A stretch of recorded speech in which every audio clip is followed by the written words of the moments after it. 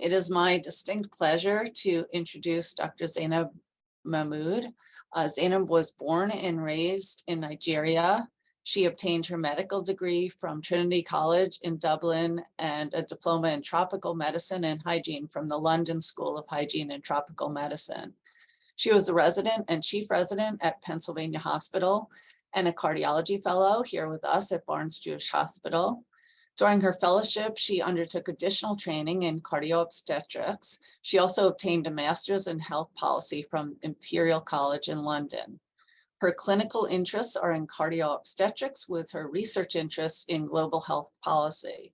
She has collaborated with global health researchers in Nigeria and the United States and has worked to improve the cardiovascular care of pregnant women and ultimately decrease maternal morbidity and mortality, as well as prevent cardiovascular disease in women, both in the United States and in Nigeria.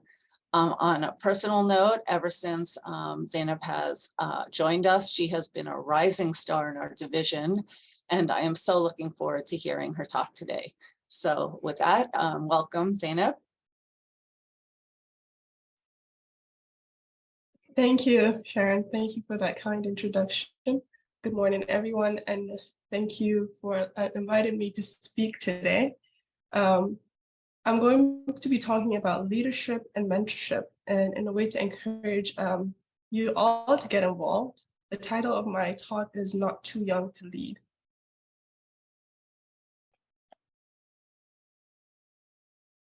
So my disclosures are my current research is sponsored by the ACC, ABC, and Merck Fellowship, and I recently got an Eisenberg Scholar Award for my research in Nigeria.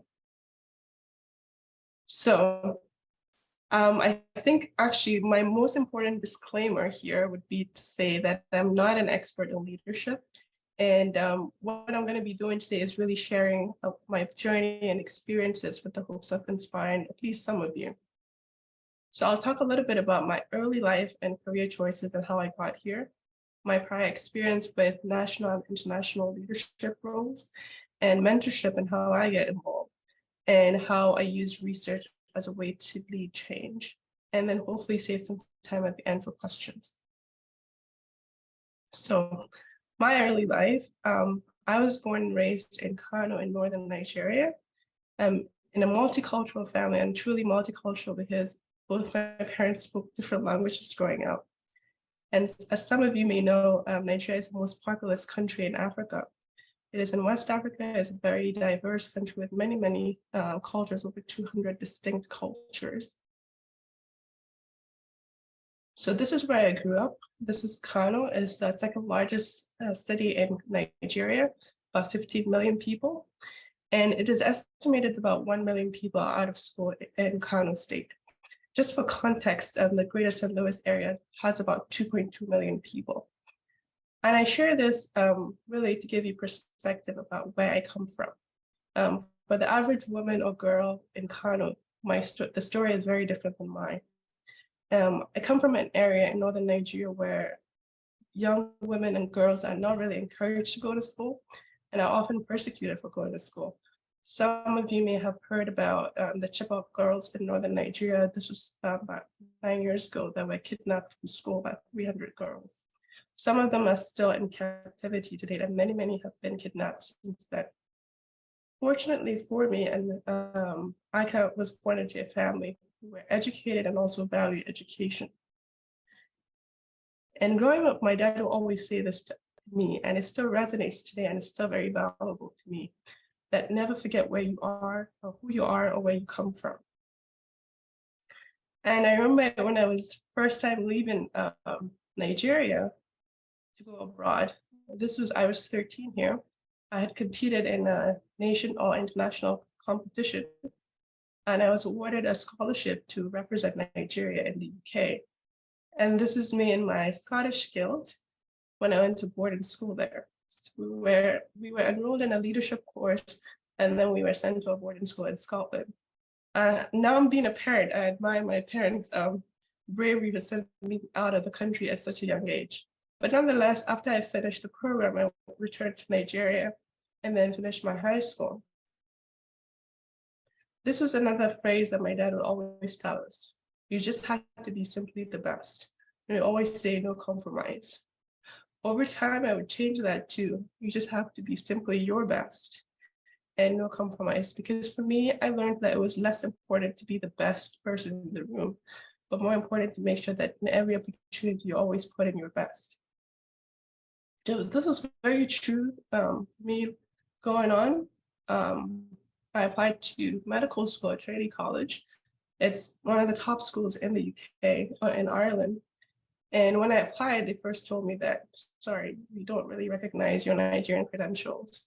So I moved to Ireland at age 16. I signed up for the Irish certificate, like all the Irish kids, and I reapplied again and I got into Trinity College.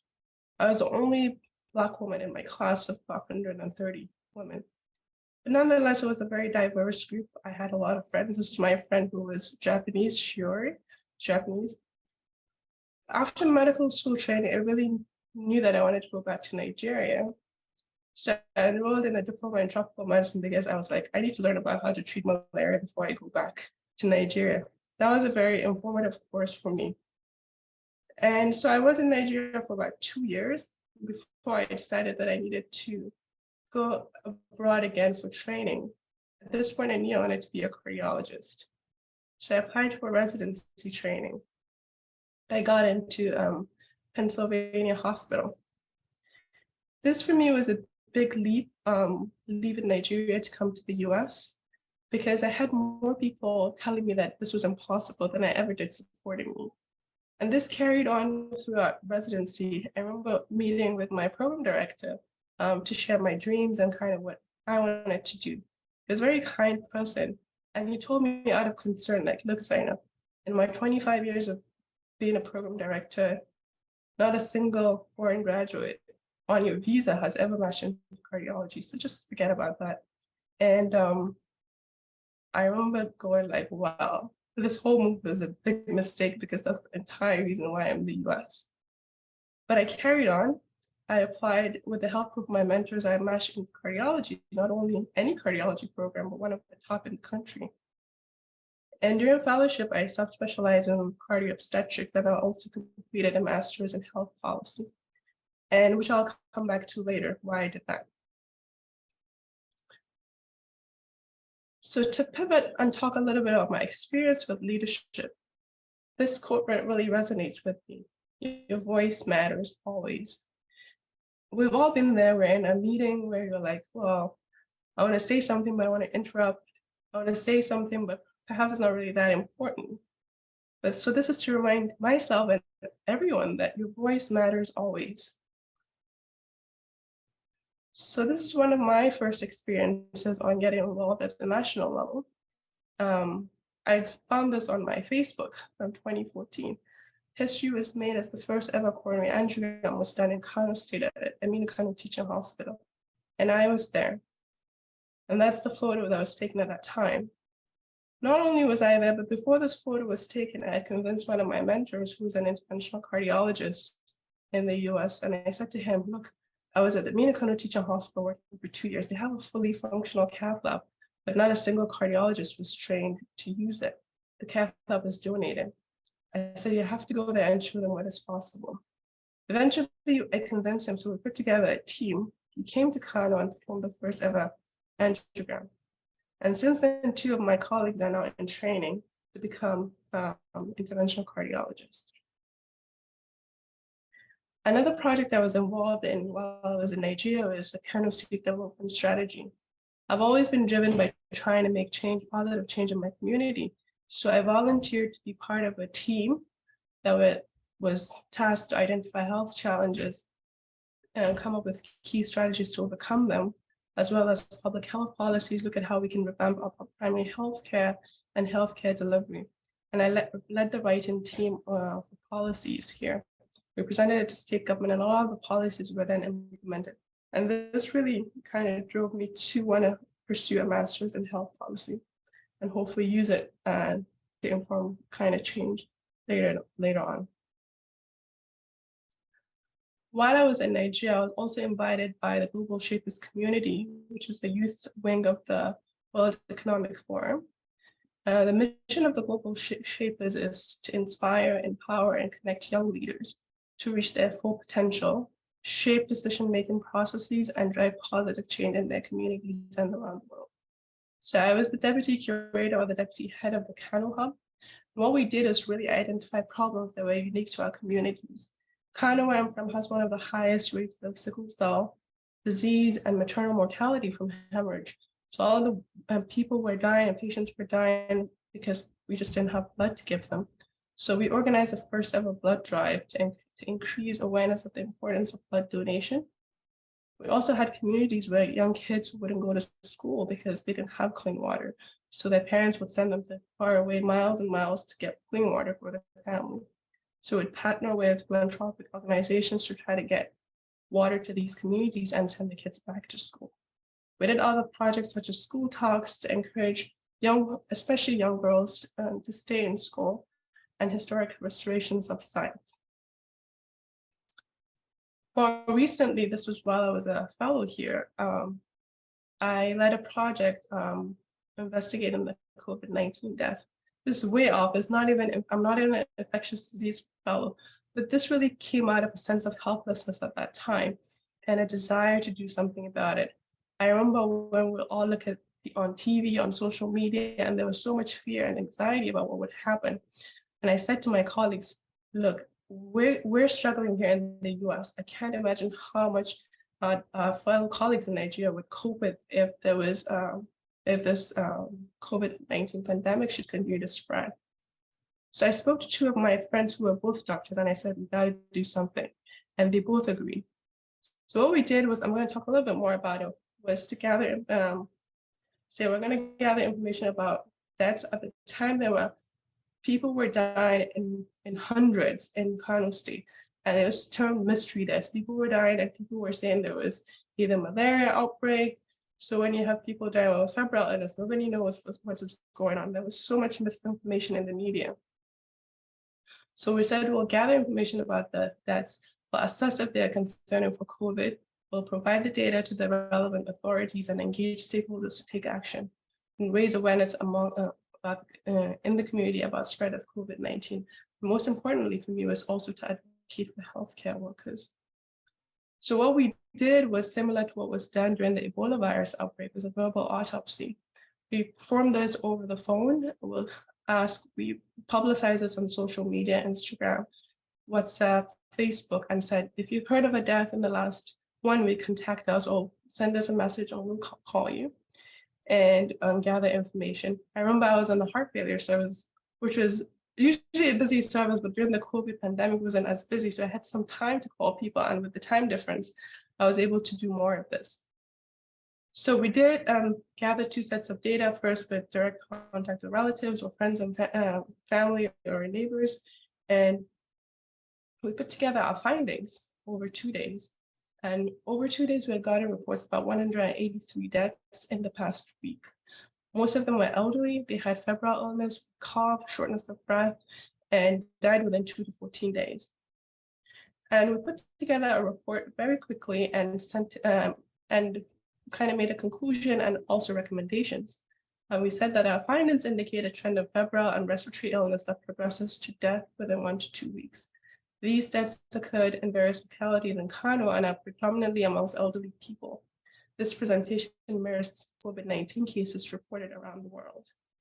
And given the global COVID-19 pandemic, that it is likely implausible that these deaths reflect a similar pattern occurring around the world. So we gave our recommendations and said that we need to have urgent investigations into these deaths, enhance testing capacity, provide PPE for healthcare workers, institute guidelines around burials, etc. And we were amazed at the response that we had gotten. We submitted the report to the Presidential Task Force, which is the kind of national task force that was set up by the government, the Kano state government where I'm from, and also the nation's CDC. It was reported internationally and nationally by media outlets, BBC, CNN, Bloomberg, and a lot of people acted on this. And for me, this was a reminder that it is important to use research to drive change, to lead action, and also that data is powerful. So there were subsequent advances. A joint task force was set up in Kano by the president of the country. 3 centers were established quickly. There were thousands of PPE donated. Telemedicine was established in Kano by a philanthropic organization. And we also ran webinars to train healthcare workers on how to deal with it. And in June, about 2 months later, after the investigation was concluded, it was reported that over half of April's unexplained deaths in Nigeria and Kano were due to the COVID-19 pandemic. So really, it goes to show that even in the middle of adversity, there is great opportunity. And this also reminds me that as who I am, sometimes I look at who I am as a person. And as Justice Ruth Bader Ginsburg would say, that I have 3 strikes. As a Black woman, as a Muslim in today's society, I face a lot of adversity. But then I also see great opportunity to lead and have a different perspective on issues. So I'm going to pivot and talk about my opportunities at international experiences at international stage. Here I was invited as one of 50 people from around the world to be kind of a voice for the young people, talking about how we can transform Africa, solutions for transformation. I think I was the only person in healthcare at the time. And we had like presidents in the audience, and I was like, I think in my mid-20s here, talking to them about how we should really change our continent. And also, I was also invited by the United Nations, based on my work in Kano, to be part of one of 18 young people at the conception of the Sustainable Development Goals. And that's with me with the Nigeria team. That's the current UN Deputy Secretary General. So for me, I consider myself very privileged, given my background. And I always remember that even with adversity that I face, there is great opportunity for change. So like I said, I consider myself very privileged. For a lot of people who come from where I come from, I am very privileged. And with that comes responsibility. I feel a deep sense of responsibility to make sure that I lead change to improve the lives of those that are less privileged. So with that, I want to talk a little bit about mentorship. I remember one time I got an email from the School of Global Health here at WashU, and to sign up to be either a mentor or mentee for medical students. And I signed up to be a mentor. So we went for the first meeting, and I looked around and I was the only person who was not like a professor who had signed up to be a mentor. And I was like, well, maybe I should be in the mentee group. So this is to remind people like me or fellows or residents that you don't really have to wait till you're like an associate professor or professor to be a mentor for other people. There's always many, many people below you that are looking for mentorship. So I had opportunities to mentor young girls in secondary school in Nigeria to show them that it is possible. It is possible to stay in school and get educated and have a family and do all those things that you want to do as well. And also we had volunteered and give talks at elementary schools in St. Louis, some of which were led by faculty in the Division of Cardiology. I'm always very quick to offer my mentorship to residents and fellow applicants who are looking to apply for residency or fellowship. I recently volunteered with the ACC to give mock interviews for fellowship applicants. There's so much opportunity to offer your mentorship, and a lot of times it really takes very little of your time. Maybe it's an hour a day, but for the other person on the other end, it really would be a lifetime opportunity for them to hear your voice, to get that guidance and to get that mentorship, and it could be life-changing for them. I also engage in a lot of peer mentorship, which it gives you a different perspective because you're talking to people who understand your current problems and give you other ways of thinking about it and other ways of approaching it. So there are many, many opportunities to mentor, co-mentor, peer mentor that we should all get involved in. And I also use social media as a platform to mentor. I created an Iowa MD platform. What that is Iowa is like a term for Northern Nigeria. So I feel like as a person from Northern Nigeria, we face also unique challenges in that there's a lot of persecution of women, and women are not encouraged to get educated. So I created this platform for young doctors in Northern Nigeria. And we would have like live sessions where we would go live and talk about our issues and kind of provide peer mentorship to other young women similar to myself. And I've learned a lot doing this, and this is something, again, that's very easy to do. I usually do this during my spare time. And again, I mentioned the Global Health Mentoring Program, which is here at WashU too.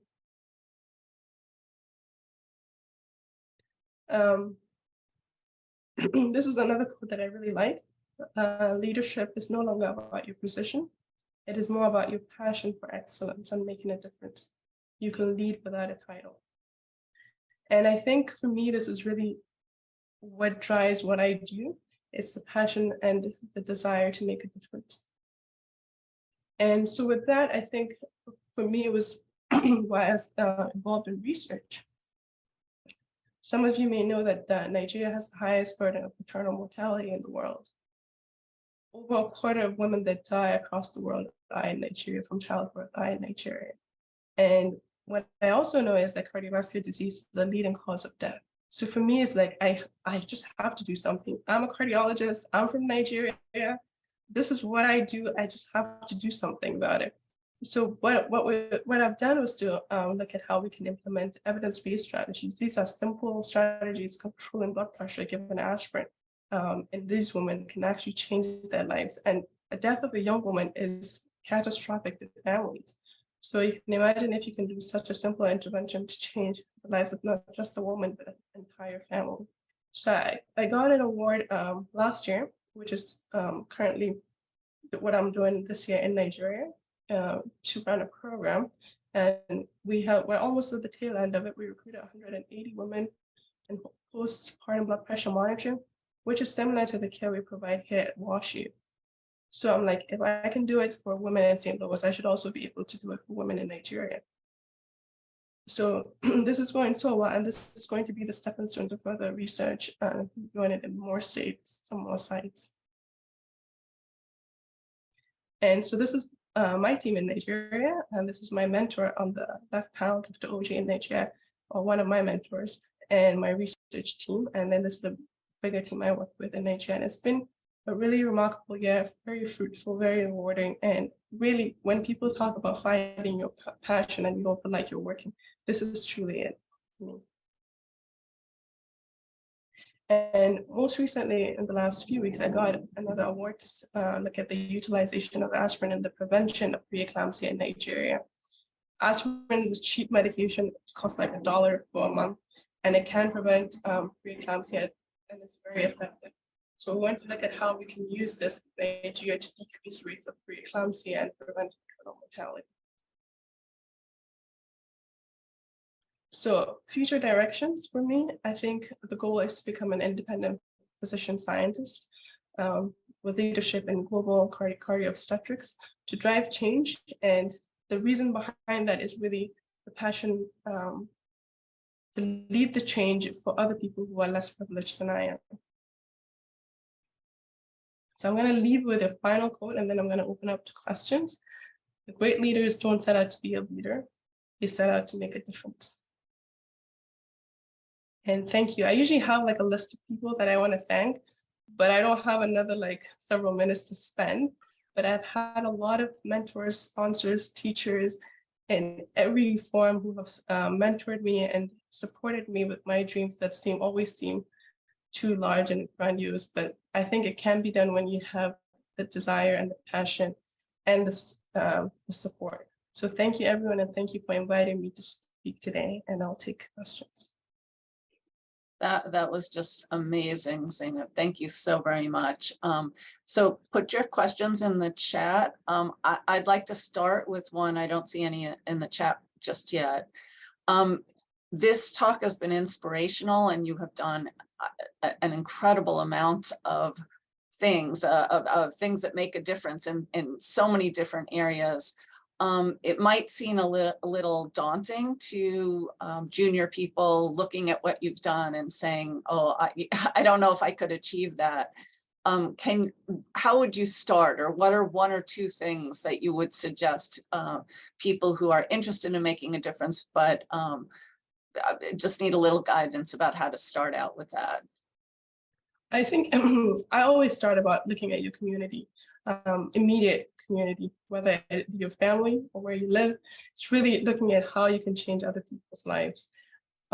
You would always get by email to, would you be able to dedicate 1 hour to do this? You're always going to be busy. There's never time to do enough. But sometimes that 1 hour not only could change other people's lives, it actually could inspire you to do better for your own life too. So I always encourage people to sometimes it could be saying, I'm going to do something once every quarter that would change somebody else's life. And I think starting there, I never started out to say I wanted to go to the United Nations or I wanted to be a cardiology fellow at WashU. I always started out saying that I wanted to change other people's lives. I wanted to make a difference in some way. And you'd be remarked and amazed at how it resonates with other people and how it inspires other people. And people always reach back out to you. So I think starting up small and with trying to make a difference in some other person's life always makes a difference. Wonderful. Everyone is saying how amazing your talk was, and how we're so fortunate to have you here at WashU, and I echo that 1,000-fold. Let's see here. It says you had support from people in your community. Have you engaged in community work in Kano to encourage children and teens to pursue medical careers? And you did mention that. I'm familiar with what you did on Facebook. Maybe you could elaborate a little bit more on that. Yeah, I think prior to social media becoming very popular, we would go to schools, especially my school where I went to secondary school in Kano, to talk to people, because people always identify that if you were here, you went to school here, you were just like me, perhaps I could be like you. So I think that's a good way to kind of encourage people. And for me, I also try not to lose my identity. I mean, I go home, you would never think that I'm not from there. I dress just like everybody else. I speak the language. I make sure that I don't forget where I come from. My kids speak the language fluently. So I really try to make sure that I have that deep connection with people, because with that connection, you can engage people better. So yes, I have encouraged a lot of children, teens to pursue medical careers in very many forms. What Sharon is referring to is the social media platform, which I talked briefly about. But I remember a lot of people would say, how did you do it? And my immediate response is, I don't know how. Sometimes you just do it and you don't realize that you're doing it until you're done doing it. But it's like, there are a lot of challenges, and trying not to focus on what the challenges are and seeing what the opportunities are. And how do you balance family? How do you balance all these challenges you face as a Black woman, as being the only woman in the room or being the only Black woman in the room? For me, it's like an opportunity. So a lot of people must underestimate you because they don't just expect you to be who you are. So that for me is an opportunity to shine. So I use that adversity in a way as an opportunity to shine. And it's always easier to shine when people expect less, I think. So social media was another way for me to engage, and I still use that today. And I connected with a lot of people. I remember at the time, because it was during the COVID pandemic, everybody was home on their phones. We would have live sessions. I was in the US, there were people from Northern Nigeria, different parts of the world. One of them that I can remember was in Germany, and she said to me, I'm in Germany, I barely speak the language, trying to get into residency, how can I do it? And I shared with her my journey of how she can do it, and now she's matched into residence. So there's so many ways of mentoring, and I think the most important take-home message is don't wait until you're a professor to mentor. You can mentor right from where you are. That is such good advice. There's a question. I love the concept of contributing in ways we feel we can, either because of familiarity or expertise. At some point, it does matter that what we love contributing to and spend our time could also be considered important for our institution for protected time, and that it be considered for promotion. Have you encountered any conflict between these two? So I guess between your passion and your expertise and what you consider important and what the institution might consider important for protected time. And there's part two, what advice would you give to early career faculty and to the institution regarding this? Complicated question. Yeah, complicated question. I think I'll try to answer it as best I can. I think sometimes it's hard to get people to understand where you're coming from and where you're trying to go to if they don't share that kind of ideas that you do. I remember when I came to WashU, one of my mentors, Dr. Dundee, should always say, you have to stay here and work with me when you're done. I'm like, Dr. Dundee, I want to go back to Nigeria. That's what I want to do. And she said, that's not going to happen. You're not going. And I was like, that's really what I want to do. And I didn't know how I was going to do it. I really did not. But over time, I just persevered and found ways to make it happen. And believe it or not, I finished fellowship on June 30, and July 1st, I was in Nigeria. So I was like, I reminded her of that, because for a lot of people, they didn't really understand what my drive was to go back to Nigeria. Why you just graduated, you can stay here, have a great job, have a great life, which is all great. But I think finding that purpose of what drives you and what it's everything. Because I could stay working all night, it doesn't feel like work because it's really what I'm driven to do. And let me just look at the so it's really trying to get people to understand why you're doing what you're doing and what the drive is. So the other question, Dr. Bash, remind me. I think you've answered that. Vicky had a question. How can we set up a pipeline to recruit more trainees and faculty from Nigeria to work and train here and support you and your colleagues? I think in talking about pipeline, is visibility is always important for people to see that you can achieve what you want to achieve. And I always tell people who are looking to come to WashU, I'm like, at least for my division and for my department, I can definitely say that people are very supportive of you trying to do whatever unique thing you want to do and will support you to do it. So if that's what you want to do, this is the place to be.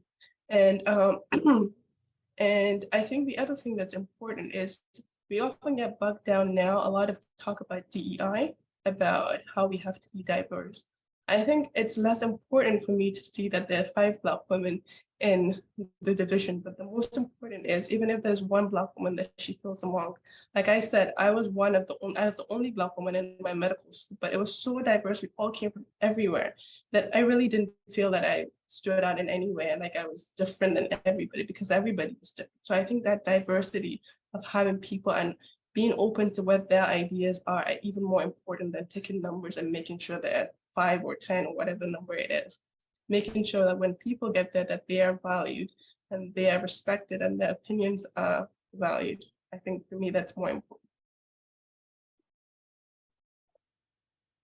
I think we don't have any more questions. We do have a few more minutes, Zainab. If you'll just comment on how you envision, I mean, you've been able to really use all of these new platforms, including Zoom, I think, to stay connected at both places. It's been fantastic that, as you said, you did the fellowship here, you went, next day you're in Nigeria, you're able to give this conference from Nigeria. Are there ways that you envision that this will even be more useful, or maybe a way you'll incorporate into your career going forward?